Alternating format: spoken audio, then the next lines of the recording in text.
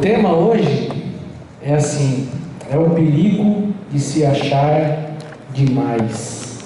Vocês já acharam gente que se acha muito? Eu não.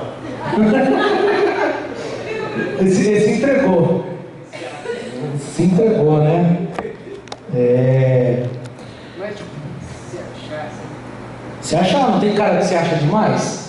então. Tipo os caras que vêm pra igreja com a Xuxinha. Tipo os caras não se acham bom? Você acha que o Cristiano Ronaldo se acha bonitão? Não, né? Imagina, né? Não. Só eu que me acho. Vamos lá, Tiago 4. Tiago 4. Do 13 até o 17. Tiago 4, do 13 até o 17. Todo mundo achou? Tem uns caras que não achou aí, não.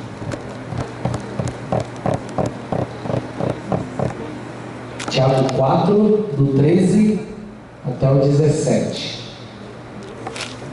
Vamos lá. Todo mundo achou? Vou ler. Ouçam agora, vocês que dizem: hoje ou amanhã iremos para esta ou aquela cidade, passaremos um ano ali, faremos negócios, ganharemos dinheiro. Vocês nem sabem o que lhes acontecerá amanhã. Que é a sua vida? Vocês são como a neblina que aparece por um pouco de tempo e depois dissipa. Ao invés disso, deveriam dizer: se o Senhor quiser, viveremos e faremos isto ou aquilo. Agora, porém, vocês se vangloriam das suas pretensões. Toda vanglória como essa é maligna. Pensem nisto, pois quem sabe que deve fazer o bem e não o faz, comete pecado. Tiago é um cara durão, né? Pelo amor de Deus, esse cara não é fácil não. Mas quem é que costuma fazer planos? Eu costumo. Eu faço planos pessoais, planos para minha família, planos para o meu trabalho. Você não faz nenhum plano, né? Eu sou um cachorro correndo atrás de mim. Se eu pegar, você não pode ver. Mas olha só, quem pode garantir que os seus planos serão cumpridos? Ou quais são os recursos que você tem para executar esses seus planos? Mais uma pergunta: você confia mais em si ou em Deus? Outra: quais foram os seus planos que deram certo? E quando dão certo, a quem que você atribui o sucesso dos seus planos? E os planos que você tem, eles visam glorificar e honrar a Deus, ou ao contrário, o seu ego? Pergunta só para você começar a pensar. Mas mudando um pouco, você já foi para algum lugar, ficou lá sentado na praia, na cadeira, fica olhando a natureza? Ou você vai para o meio do mato, olha as montanhas, e já ficou pensando assim, de fato mesmo, quem é Deus? Quem já fez isso? Eu fiz isso várias vezes. Eu gosto muito de sentar na praia e ficar olhando o mar. Para mim é a coisa mais linda, uma das criações mais belas de Deus. Ou você também já parou também para olhar as estrelas? Aquele céu bonito. Ultimamente que não chove, né? Tá dando uns céus bonitos. Algumas coisas são ruins, outras são boas. E aí você fica imaginando o tamanho do poder de Deus? Tem dois caras na Bíblia que fizeram isso: Davi e Jó. Eles pararam para pensar nisso. E olha só a conclusão que eles chegaram. Lá em Salmos 4:8 diz: que é o homem para que ele te importes, e o filho do homem para que com ele te preocupes. Olha só, Davi foi lá, parou, contemplou, viu a natureza, viu as estrelas, viu a grandeza de Deus. E falei: cara, olha o tamanho de Deus e olha o meu tamanho. Como eu sou pequeno perto da grandeza de Deus. Jó, Lá no capítulo 7, 17, ele diz: lembra-te, ó Deus, da minha vida, lembra-te, ó Deus, de que a minha vida não passa de um sopro, os meus olhos jamais tornarão a ver a felicidade. Olha só, quão pequeno nós somos em toda a nossa jornada, né? Se você pegar a história como um todo, a nossa passagem aqui é pequenininha, né? Não tem... Aí, se a gente olhar um cara que escreveu uma Bíblia muito legal, que chama A Mensagem, chama Eugene Peterson. Lá em Isaías 40, ele traduz assim: quem mediu o oceano com a mão, ou mediu o céu entre o polegar e o mindinho? Quem colocou todo o pó da terra em baldes e pesou todos os montes e colinas? Ora, as nações são como apenas uma gota do balde, uma pequena mancha na janela. Observe o Eterno varrendo as ilhas como se varre o pó do chão. As nações juntas não valem nada diante dele. Seria mais correto dizer menos que nada, saldo negativo. Assim, quem chega perto de ser Deus? Como podemos compará-lo com um ídolo que não é Deus? Ridículo. Deus não está sentado muito acima do globo. Deus está sentado muito acima do globo terrestre. As pessoas parecem formigas diante dele. Ele estende o céu como uma tenda. Olhem para o céu da noite. Quem vocês acham que fez tudo isso? Quem faz marchar esse exército de estrelas todas as noites? Quem as conta? Chama cada uma pelo nome e nunca esquece uma sequer. Olha só o tamanho da grandeza de Deus que lá o profeta Isaías descreve, e traduzido de forma tão bela por esse cara chamado Eugene Peterson. Mas se a gente sabe do tamanho da grandeza de Deus, se a gente sabe que Deus é algo tão grande, tão enorme, tão doido que a gente não consegue nem compreender, por que a gente menospreza a Deus? Por que a gente ignora Deus? Por que a gente não dá atenção aos conselhos de Deus? Por que a gente não segue os mandamentos dele? Por que quando a gente faz planos, a gente escreve lá no nosso caderninho, todo começo de ano, janeiro, virada: olha, em 2015 eu quero passar de ano, passar na faculdade, eu quero comprar meu carro, eu quero comprar minha casa, eu quero ser promovido no meu trabalho, tirar notas boas, quero comprar um tênis novo, uma camiseta nova, mas a gente não fala com Deus. E aí, Deus, será que tudo isso te agrada? Será que tudo isso é o que você quer para mim? Qual é a sua vontade? Porque se você parar para pensar, basta uma palavra, ou muito menos, só um sopro, que nós morremos, de tão pequeno que nós somos perto de Deus. Então, excluir Deus da nossa vida e a gente passar a se achar demais, achar o bambambam, é uma ideia doida. Quer um conselho? Não faça isso jamais. E aí, você confia em quem? Olha só, Tiago escreveu isso aqui há mais de 2000 anos atrás, né? Mas o comportamento das pessoas que ele descreve parece que ele está falando de hoje, 2015. Nós somos egoístas, nós pensamos em nós mesmos, a gente quer passar por cima de todo mundo, a gente só pensa em viajar, a gente só pensa em comprar coisas, a gente só pensa em tudo que vem na nossa cabeça, a gente não quer receber conselho de ninguém, a gente quer andar sozinho. E é assim, e é desse jeito que o mundo prega, né? O mundo prega e fala assim: viva a sua vida, viva a liberdade. E a gente está em tempo que vale tudo, né? Para você atingir os seus sonhos, para você se realizar, para você alcançar suas metas, vale tudo. Mesmo que você tenha que derrubar muitas pessoas à sua frente. A gente está, se você olhar para o mundão, a gente está num mundo onde as pessoas elas confiam apenas em si. Quantas pessoas lá fora, né? Eu cheguei aqui porque eu ralei. Ou você vai falar, um jogador de futebol, ninguém sabe o que eu passei, eles não acreditavam em mim, mas eu cheguei aqui. Ou vai falar com um presidente de uma empresa, ele fala: olha, eu comecei lá como office boy, E eu tive que trabalhar, mas eu conquistei. E cadê Deus na história? Né? Ele mal sabe que quem colocou ele lá foi o Altíssimo, mas não foi só ele. E quando fracassa, eles são incapazes de admitir o fracasso pessoal. Mas olha que Jeremias diz lá no capítulo 17, versículo 5, que diz: maldito é o homem que confia nos homens, que faz da humanidade mortal a sua força, mas cujo o coração se afasta do Senhor. Você acha que ele está falando aqui só o fato de eu confiar nas pessoas ou confiar nos homens? Se eu sou homem, ele está falando de mim mesmo. Ele diz: o homem que depende do homem, o homem que confia no homem, ou o homem que confia no seu próprio eu, ele é um cara muito infeliz.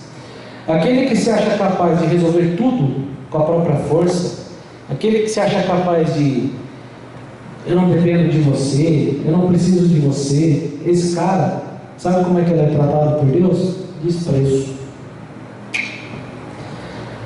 É como se ele não fosse importante, necessário e soberano.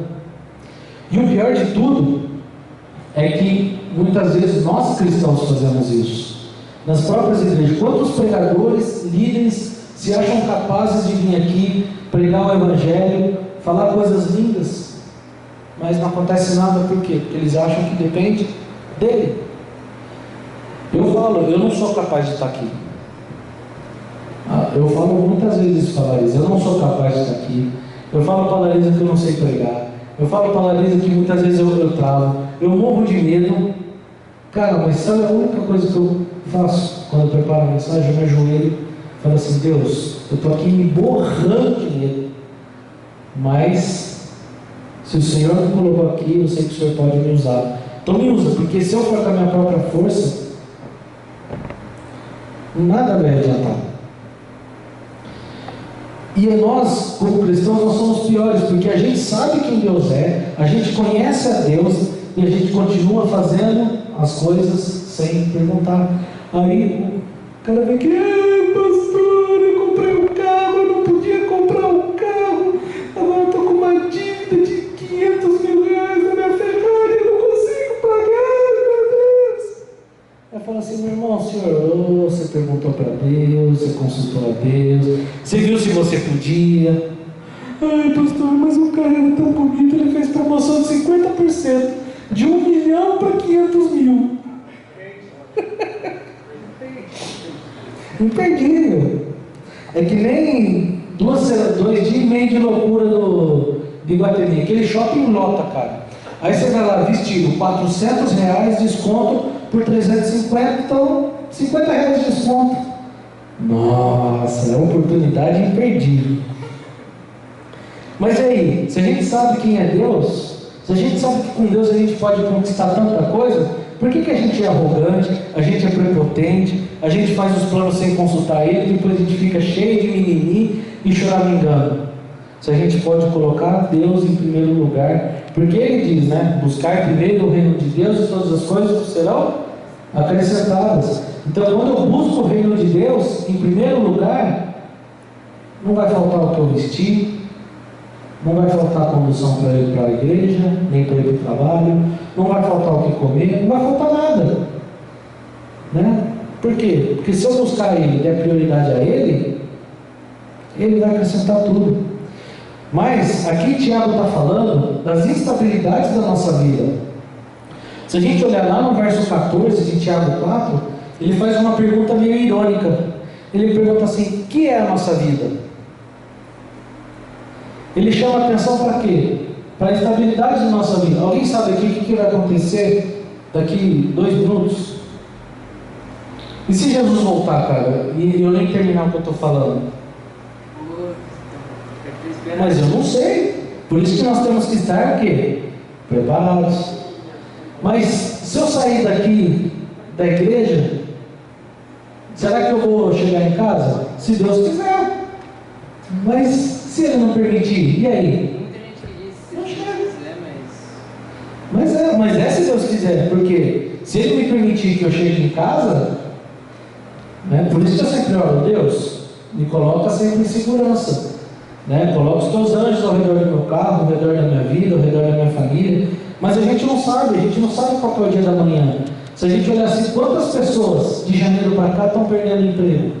E será que elas esperavam? Pessoas que não sabem o dia de amanhã. A gente não sabe nem o que vai acontecer daqui a 2 segundos. É aquela história, se Jesus voltar, tchau. Estou na festa aqui. Quando o Tiago compara a nossa vida, ele compara com uma neblina. E quando ele compara com uma neblina, ele está chamando a gente para 3 verdades. Olha só, primeiro que a vida é frágil. Quando ele diz que nós somos como uma neblina, ele quer dizer que nós temos uma vida frágil. Por quê? Se você reparar a neblina, ela acontece em lugares que estão o quê? Frio. Mas quando vem o sol e o calor, o que acontece com a neblina? Desaparece. Então você pode fazer planos para viajar. Eu vou viajar quarta-feira, eu vou lá para a Bahia, de carro. Mas aí vai chegar na quarta-feira, cai aquele temporal e a rua da sua casa fica alagada. E aí o que acontece? Você vai conseguir sair de casa? Você vai conseguir viajar? Eu estava de férias, nosso plano era voltar numa sexta-feira e caiu o maior temporal em Florianópolis. Mudou os planos. Falei, vamos embora, porque aqui nesse mato não sai mais coelho nenhum. Vamos embora, a gente acabou indo para Curitiba, quer dizer, mudou os planos. A gente é obrigado a mudar os planos, por quê? Porque a gente sabe dos riscos que a viagem pode mudar, pode acontecer. É aquela história, se você tem planos amanhã do quê? Quais são? O que é a sua rotina amanhã? É ir para o trabalho, ir para a escola, estudar, ou ir para natação, ir para o inglês, mexer no Facebook, né? Abrir a Bíblia e ler, né? Para seguir o plano lá, continuar lendo. Mas e aí, se você fica doente? Muda todos os planos, aí a sua rotina vai passar o quê? A consulta médica, a remédio, a tratamento, mudou. A vida é frágil. Ela muda assim, ó, um piscar de olhos. Outra verdade, que a vida é breve. A neblina, ela não dura muito. E a nossa vida também não. Quem aqui conhece pessoas que viveram mais de 100 anos? Mas quantas pessoas? 1, 2? Eu conheço, ó, uma que tinha aqui há pouco tempo. Mas de quantas? Eu posso contar, não conto 5, não chega a 5 que passou de 100 que eu conheço. São pouquíssimos. Aí você olha as tartarugas, elas vivem mais de 100 anos, cara. Tartaruga. E aí você olha as árvores, tem árvores o quê? De 1500. Montanhas com milhares de anos. E a expectativa de vida nossa é o quê? 60, 70. Se passar de 75, cara, é porque Deus está sendo muito bom para você. Então, perto da grandiosidade de toda a criação de Deus, perto de tudo que Ele criou, a gente não é nada, a gente dura muito pouco. E é por isso que a gente deve ter os nossos planos o quê? Conectados com Deus. Por quê? Porque a vida é curta, cara, aproveita. A vida é muito curta.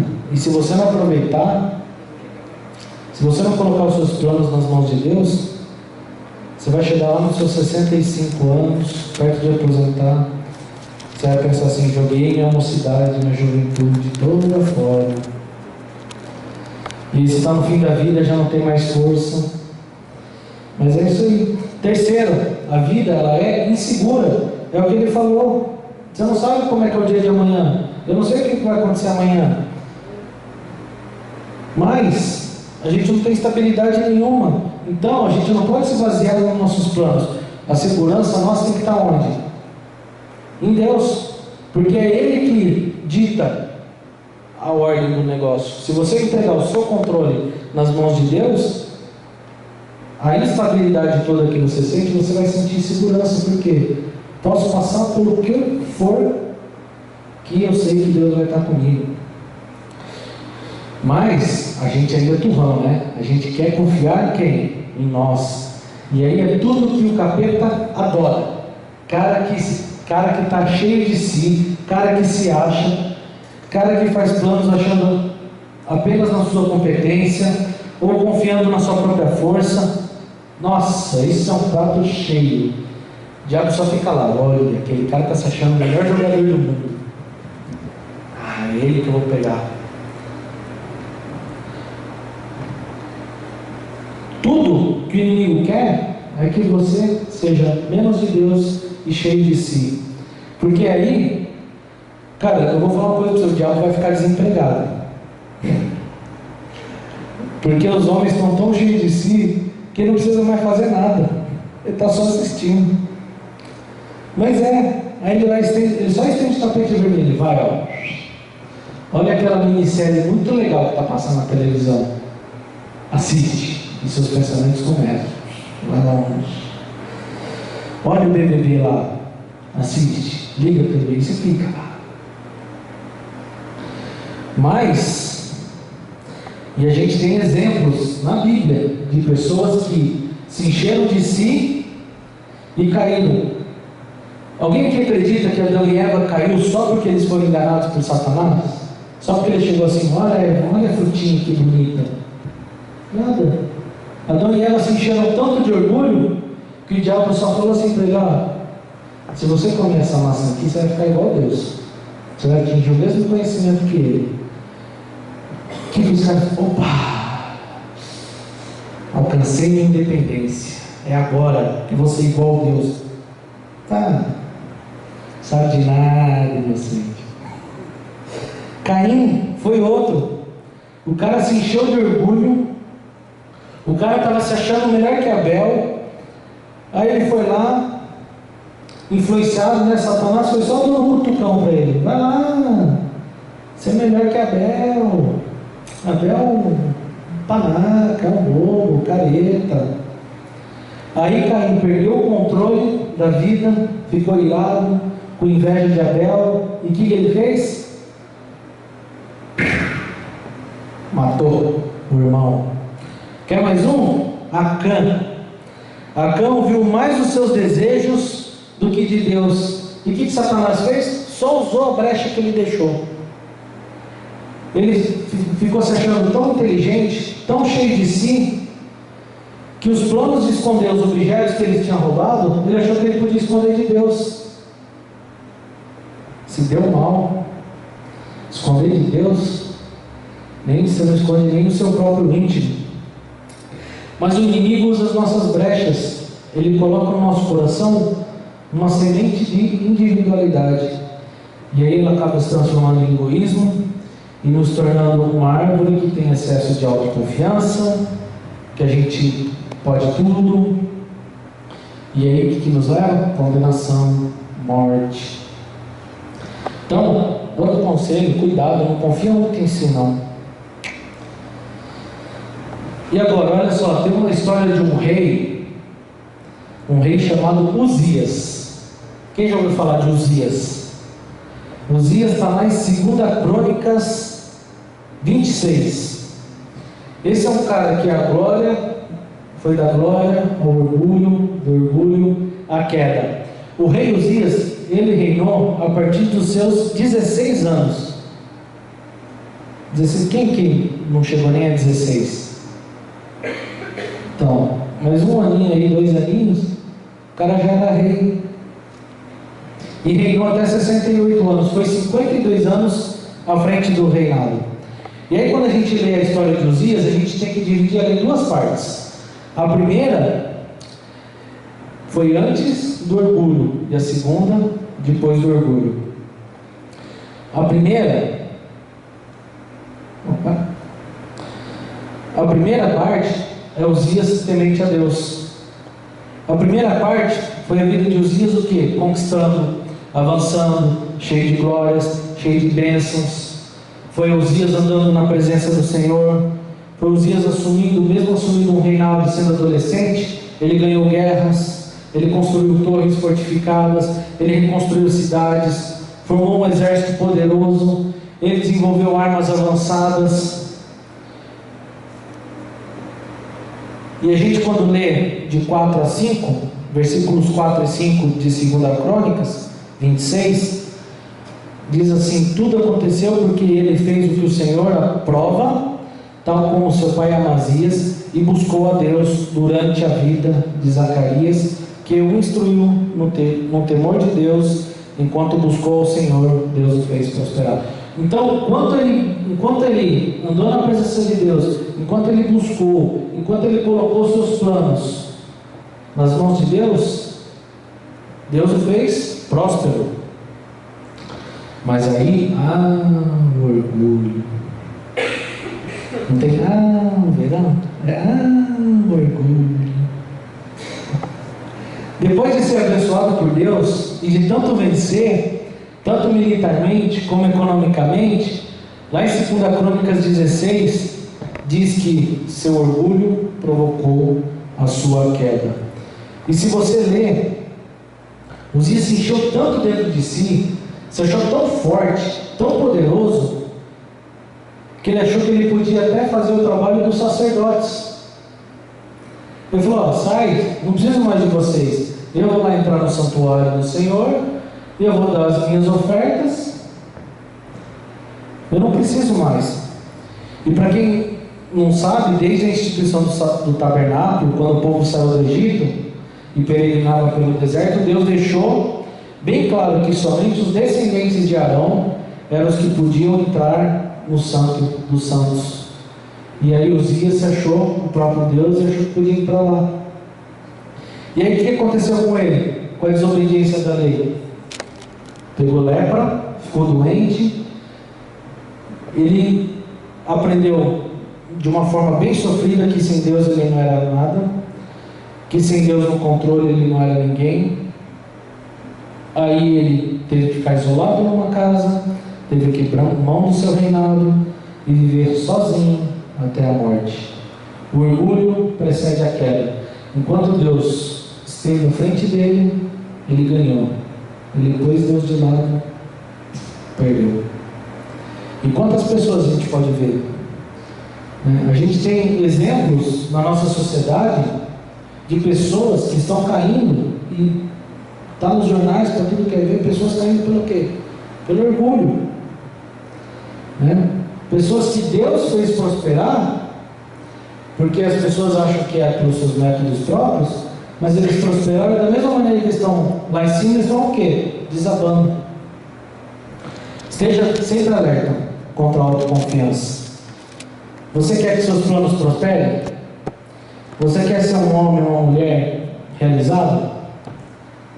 Então, entre na loucura de viver dependente de Deus. É fácil? Deus nunca falou que é fácil, né?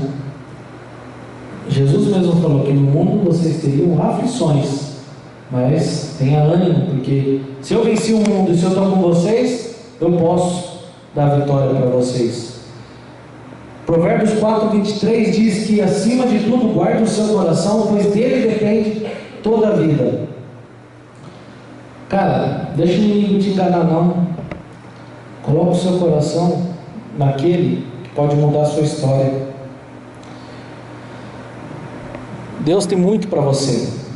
Então, deixa que Deus e a sua palavra te guiem. E depois que a gente viu aqui e ouviu dos conselhos que Tiago fala e da história de Uzias, cuidado para não se achar demais. E isso é uma luta diária, porque a gente quer pegar o controle da nossa vida e eu posso, né? Mas olha só, Deus te fez cheio de talentos, Deus te fez um cara criativo, Deus te fez um cara cheio de dons, Deus te fez uma mulher cheia de talentos, mas Ele não quer que você pense como muitos. Ele quer pegar os seus dons, os seus talentos e usar para a glória dele. Então, cuidado para não se achar o bambambam. Pega os seus dons, coloca nas mãos de Deus e você vai ver a loucura que Ele vai fazer na tua vida. E foi engraçado, por exemplo, vou dar um exemplo. A Larissa não trabalhava com artes. A Larissa nunca pensou em trabalhar com Photoshop, com artes, com decoração de festa. E Deus deu um talento para ela, que um dia eu virei para ela e falei assim: amor, Deus está te dando um talento Você precisa usar. E graças a Deus, quantas coisas a gente tem visto que Deus está fazendo na vida dela através de artes. E quantas pessoas têm se achegado a ela e ela tem tido a oportunidade de testemunhar por simples coisas que ela tem feito. Baixa a sua cabeça um pouquinho. Entra na presença do Senhor. Não deixa para depois, não. Deixa para daqui 10 segundos, não. Faz isso agora. Porque Ele quer mudar a sua história. Pede para Ele, para o seu coração ser quebrantado, humilde, para o seu coração ser dependente dEle, com atitudes que possam honrar o Senhor. Fala assim: Deus, me ajuda a ser usado por Ti. Não deixe que o meu orgulho me mate. Eu quero conquistar, eu quero avançar, mas eu dependo de Ti. Eu queria que você repetisse essa oração comigo, entregando realmente as nossas vidas para Deus. Se você realmente deseja entregar o controle da sua vida, tendo um coração humilde, repete comigo essa oração. Senhor Deus, sem Ti eu não sou nada. Tudo que tenho, tudo que sou, veio do Senhor. Os meus dons, talentos, minhas conquistas, veio do Senhor. Nesta noite, quebranta o meu coração. Faça com que eu tenha os olhos e o meu coração fixos somente em Ti. Me coloca nos lugares aonde o Senhor deseja, para que eu possa ser bênção. E quando as bênçãos chegarem, que eu sempre lembre do Senhor e dos Teus feitos em minha vida, pois só o Senhor é capaz de mudar e preencher a minha vida. Em Cristo eu oro. Amém. Amém. Que seja esse o desejo do nosso coração. Esse é o desejo do meu coração em particular, e que seja esse o desejo no coração de cada um de nós. Então, quando você achar que você não é capaz, com Deus nós somos capazes. É aquela história: se você tiver um pouquinho de fé, que seja do tamanho do grão de mostarda, não é muita não, um pouquinho, né? A gente pode muitas coisas. É engraçado que eu estava lendo a Bíblia essa semana e eu cheguei lá na passagem de Mateus que o menino endemoniado chegou perto dos discípulos e os discípulos achavam que se Jesus pode expulsar, eu posso, eu vou lá. E tentaram curar o menino e não conseguiram. Aí chegou Jesus, expulsou o demônio, curou o menino. Aí os discípulos foram chegar: pô, mas eu estou andando com Jesus, cara. Eu estou andando com o que há de maior, com o que há de melhor na humanidade, e eu não estou conseguindo. Eu falo: Jesus, me explica essa história aí. Por que você consegue expulsar os demônios? Por que você consegue curar as pessoas? E quando eu vou lá, não acontece nada. Sabe o que ele falou? Você não tem fé. Porque se você tiver fé do tamanho de um grãozinho de mostarda, alguém já viu um grão de mostarda? Desse tamanhozinho, pequenininho, quase não dá para ver. Ele falou: se você tiver fé do tamanho de um grão de mostarda, você vai ver o que eu vou fazer na sua vida. Então, se você tiver a sua vida nas mãos de Jesus, prepare-se, Ele vai virar a tua vida de cabeça para baixo, você vai ficar pirado, mas Ele vai fazer coisas assim enormes. que você não vai imaginar. Amém?